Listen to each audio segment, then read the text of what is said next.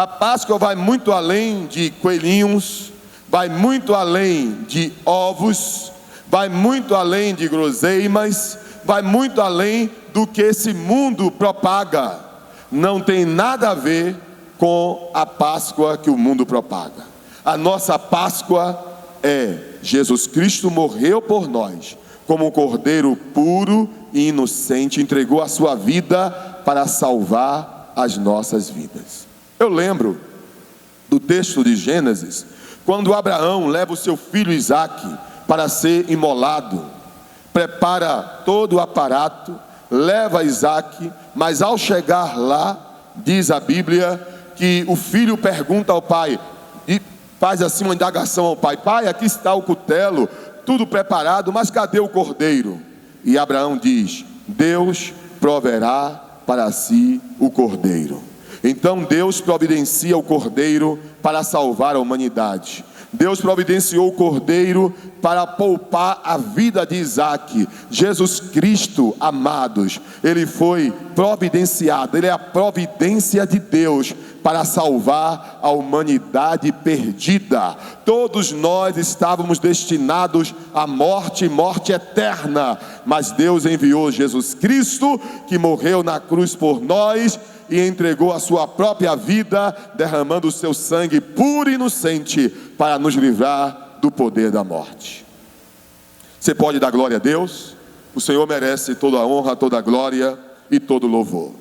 Aqui em 2 Coríntios, nós vemos, quero dizer, 2 Crônicas, capítulo 35, versículo de número 6, centenas de anos depois da instituição da Páscoa, nós vemos que o piedoso rei Josias ordenou o cumprimento desse ritual de forma íntegra, dizendo: imolai a Páscoa, santificai-vos e preparai para vossos irmãos, fazendo conforme a palavra do Senhor, dada pelas mãos de Moisés. 2 Crônicas 35, versículo de número 6. Então nós vemos, irmãos, que a Páscoa é um momento também de reflexão. É um momento que precisamos lembrar que Jesus Cristo morreu por nós, que Jesus Cristo foi entregue por nossas transgressões, mas graças a Deus que Ele foi ressuscitado para a nossa justificação. Lá em Isaías capítulo 53, nós vemos o profeta messiânico também usando da palavra, mencionando sobre esse sacrifício vicário de Jesus. Isaías 53, versículo de número 7. 700 anos antes de Cristo, o profeta Isaías visualizou a morte expiatória de Cristo como um cordeiro mudo. Ele diz assim: ele foi oprimido, mas não abriu a boca. Como um cordeiro foi levado ao matadouro, e como a ovelha muda perante os seus tosquiadores, ele não abriu a boca. Jesus, ele foi como um cordeiro. Ele é o cordeiro perfeito de Deus, o cordeiro imaculado, que tira o pecado do mundo. Em João capítulo 1, versículo de número 36, a Bíblia diz assim: e João, vendo Jesus passar, ele diz: vendo passar, Jesus disse: eis o Cordeiro de Deus. Jesus é o Cordeiro de Deus. É o Cordeiro de Deus que tira o pecado do mundo. É o Cordeiro de Deus que veio para fazer um sacrifício perfeito e eficaz para salvar as nossas vidas. Vamos lá. Evangelho de João, capítulo 1, versículo 29. Por favor, abra sua Bíblia também. Quando João Batista disse: eis o Cordeiro de Deus, que tira o pecado do mundo, ele trouxe à memória dos judeus, ali presentes, a imagem do Cordeiro providenciado por Deus, em lugar de Isaque. Então os judeus conheciam a história de Abraão, do pai da fé. João traz à memória desse povo que Jesus Cristo, ele é esse Cordeiro de Deus. Também a imagem do Cordeiro Pascual, lá de Êxodo capítulo 12, versículo 1 a 14, João traz a memória dos judeus: olhe, Jesus é esse cordeiro pascual, Jesus é esse cordeiro que haveria de padecer por nós, de morrer pelos nossos pecados. Era mistério que ele fosse sacrificado, mas ele ressuscitaria para a nossa justificação. Também ele vai usar uma outra imagem, a imagem dos cordeiros sacrificados diariamente no templo pelos pecados do povo, lá em Números capítulo 28, versículo 4, e a imagem do cordeiro mudo, lá de Isaías 53, versículo 7. Nós vemos que toda a Bíblia, do Gênesis ao Apocalipse, fala-nos desse cordeiro. Lá quando Adão e Eva pecaram, Deus pega um animal e cobre, o pelo do animal cobre a vergonha de Adão e Eva. Desde o Gênesis, ali nós vemos a figura de Jesus, ali nós vemos um tipo de Cristo, que ele iria pagar um preço para cobrir a vergonha da nossa nudez, do nosso pecado. Eu creio que Jesus perdoa pecado, eu creio que Jesus tira a culpa do pecado, e eu creio que Jesus nos ajuda a vencermos o pecado. Paulo diz: o pecado não terá domínio sobre vós. Eu creio nisso de todo o meu coração. De nós mesmos nós não podemos, de nós mesmos nós somos os mais miseráveis dos homens, mas em Cristo somos mais do que vencedores. Você é um vencedor, você é uma vencedora, somos vencedores em Cristo, por causa do seu sacrifício perfeito e eficaz para nos salvar. Precisamos tomar posse dessa tão grande salvação. Voltemos aqui ao texto bíblico.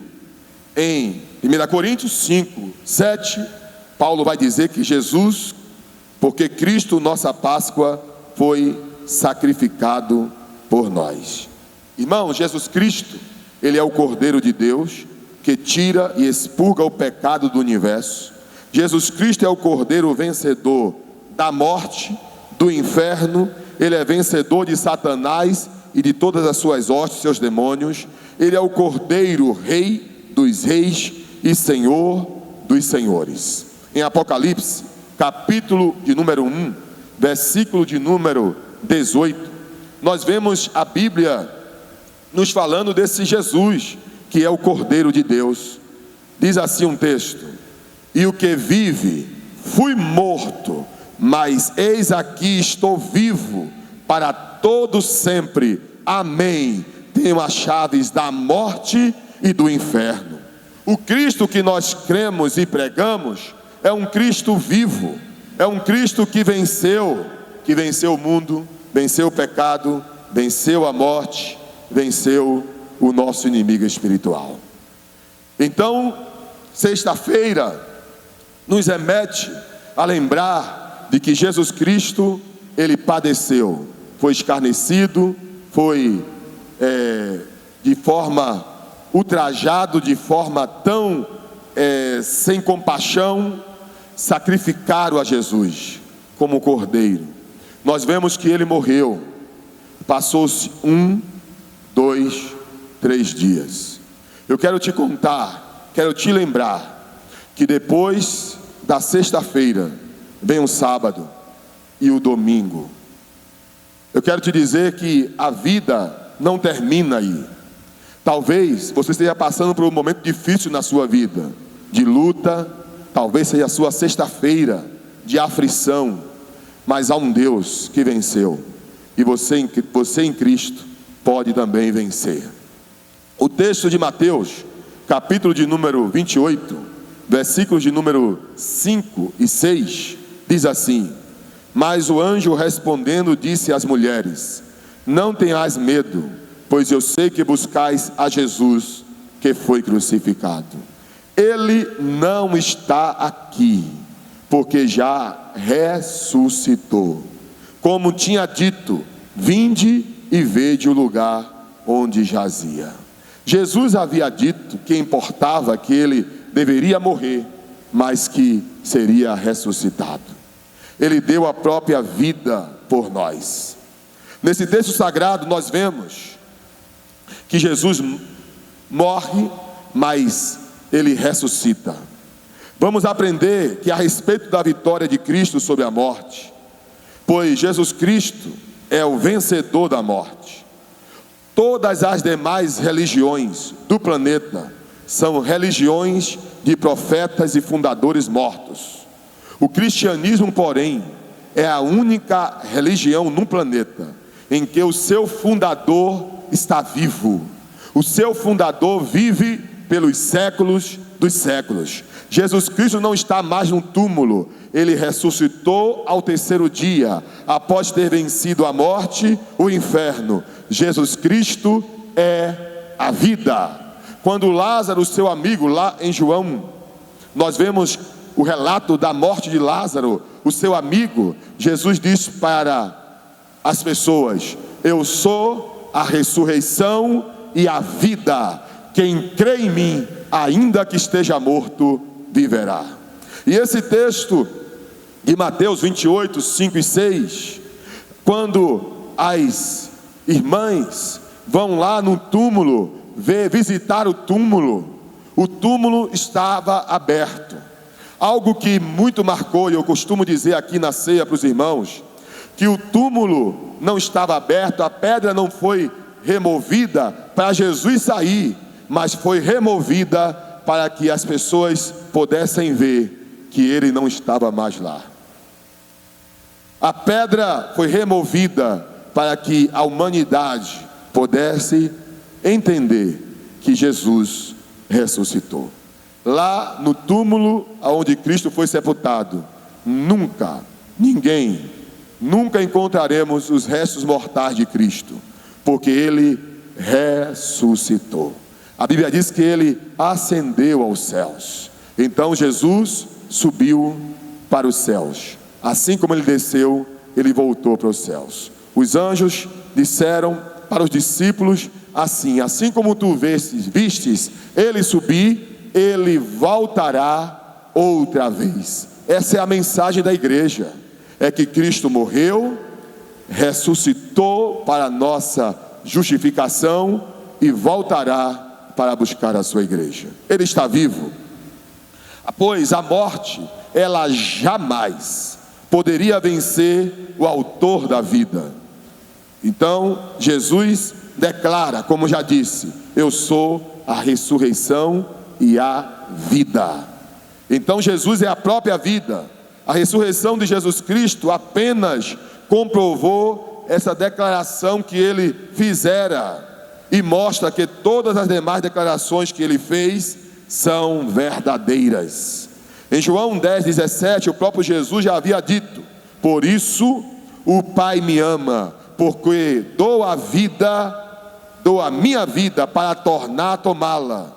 Portanto, não foi a morte que matou Jesus, foi ele mesmo que doou a sua vida por nós. Ao terceiro dia, ele reassumiu novamente a vida. Ele é a vida. E a Páscoa para nós outros cristãos é a comemoração da nossa redenção, da ressurreição de Cristo. Em Atos 2:24, o apóstolo Pedro pregou em seu discurso ali no dia de Pentecostes que Deus ressuscitou a Jesus, rompendo os grilhões da morte, pois não era possível que fosse retido por ela. Era impossível a morte reter o autor da vida.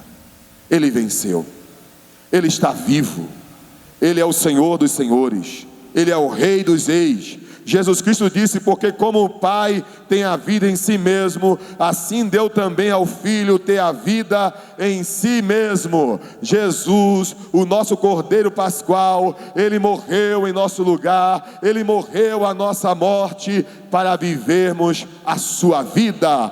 Essa é a nossa maneira de proclamar a Páscoa. A Páscoa dos judeus foi uma Páscoa de livramento. Deus instituiu a Páscoa como para celebrar a libertação do seu povo. Hoje nós proclamamos a Jesus, o Cordeiro Pascual, Jesus Cristo, o grande vencedor da morte, do inferno, de Satanás. Graças a Deus que nos dá a vitória por intermédio do nosso Senhor e Salvador Jesus Cristo. Feliz Páscoa para você. Feliz Páscoa para a sua família. Feliz Páscoa. Que haja nessa Páscoa, que tem sido tão diferente das outras, que possamos parar, refletir e lembrar que Jesus morreu naquela cruz para salvar as nossas vidas. E a Bíblia diz que Jesus veio buscar e salvar a todos que se haviam perdido. Eu e você somos amados do Pai, fomos comprados com o precioso sangue de Jesus.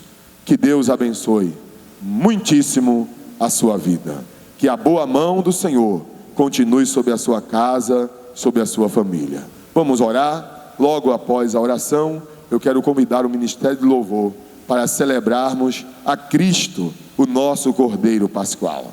Se você puder, agora nós não podemos mais dar as mãos, aos nossos familiares, aos nossos irmãos, mas agora nós vamos fechar os olhos, põe a mão no seu coração e vamos orar.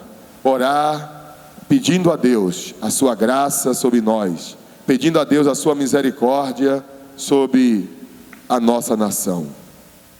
Querido e eterno Deus, nosso Pai, em nome do Senhor Jesus, nós estamos na Tua presença. Através do sangue da nova aliança, nós chegamos com confiança ao trono da Tua graça. E queremos Te rogar que o Senhor abençoe cada família, cada lar, cada vida. Ó Deus, nesse tempo de pandemia, pedimos que o Senhor tenha misericórdia de nós. Ó Pai das nações deste mundo, a Tua palavra diz que bem-aventurada é a nação cujo Deus é o Senhor.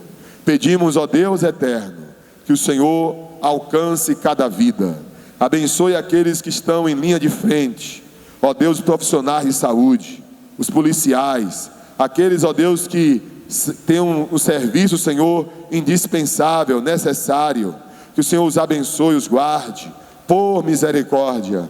Abençoa, ó Deus, as autoridades constituídas, o nosso presidente, ó Pai, os governadores, prefeitos, ó Deus, que haja harmonia entre os poderes, para que, ó Deus eterno, possam se unir para vencermos esse inimigo invisível. Em nome de Jesus, repreende todo o mal, repreende toda a força das trevas, assim, ó Deus, como o Senhor repreendeu, anulou, Senhor, o poder daquela mortandade. Rogamos, ó Deus eterno, que o Senhor opere em nossas vidas, em nosso meio. Pedimos, ó Deus, que essa mortandade venha se enfraquecer a cada dia, esse vírus venha a perder forças. Pai, que as medicações que estão sendo experimentadas possam, Senhor, surtir grandes efeitos para a saúde da humanidade. A Tua palavra nos ensina: se o meu povo, que se chama pelo meu nome, se humilhar, orar, buscar a minha face, se converter dos seus maus caminhos, eu ouvirei dos céus, perdoarei os seus pecados e sararei a sua terra. Por isso nós pedimos perdão pela nossa nação. Ó Pai, restaura, ó Deus, ministra a vida em nome de Jesus. Que haja vida neste lar, que haja vida nessa casa, que o anjo da morte não encontre, ó Deus eterno, poder nem forças para atacar este lar. Nós abençoamos esta casa, esta família, em nome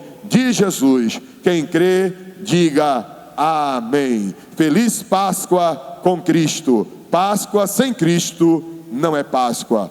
Jesus, Ele é o nosso Cordeiro Pascual. Deus te abençoe, em nome de Jesus. Agora nós vamos ouvir, nós vamos cantar louvores ao nosso Deus, aquele que venceu, a Jesus, o nosso Cordeiro Pascual.